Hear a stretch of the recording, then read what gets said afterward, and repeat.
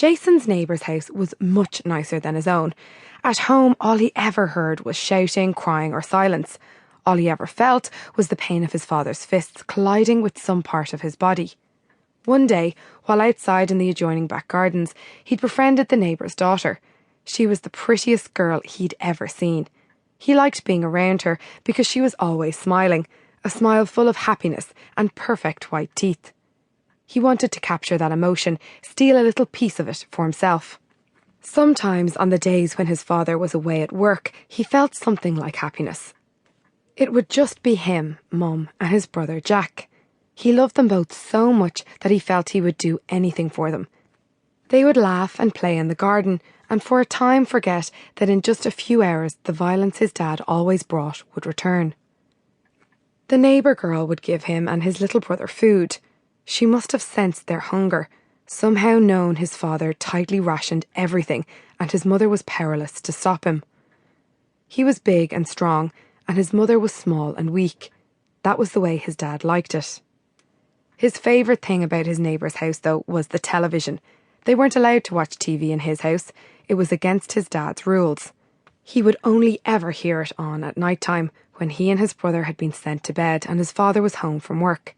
At his neighbour's house, he could watch endless television. There were no rules about that. He'd been waiting in the old shed in the garden that night, knowing his father had been out drinking and would likely return home in a temper. Jason planned to stop him this time. He would do whatever was in his power to keep him from hurting his brother and mother, even if it meant taking the beating himself.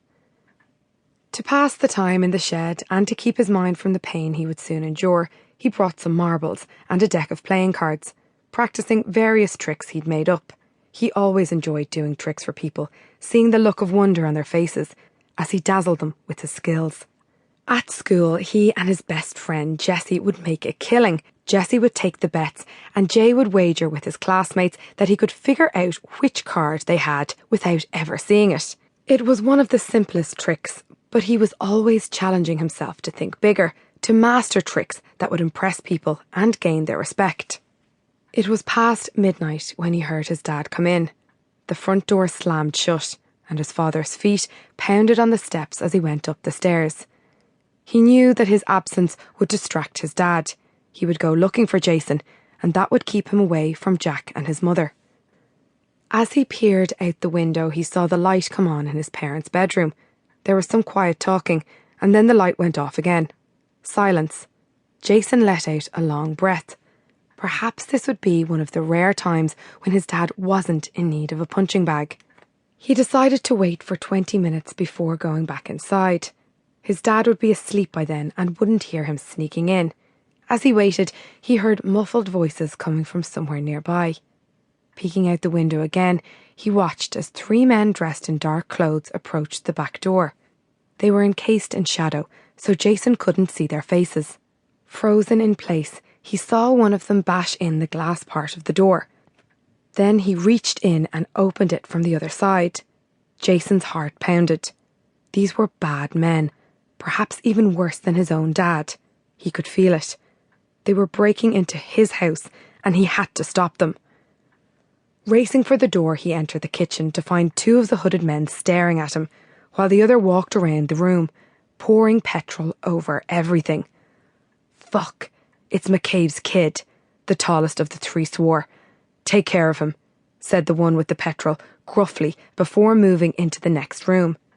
The tall one grabbed Jason, but he struggled, biting and kicking at the man. Just as he started to scream, the man stuffed a balled-up dishcloth in his mouth, preventing him from making a sound. He continued to struggle, and then felt a mind-numbing pain crash into the back of his skull. That was the last thing he remembered before he woke up, smoke and flames blurring his vision. His house was on fire, and his whole family was still sleeping upstairs.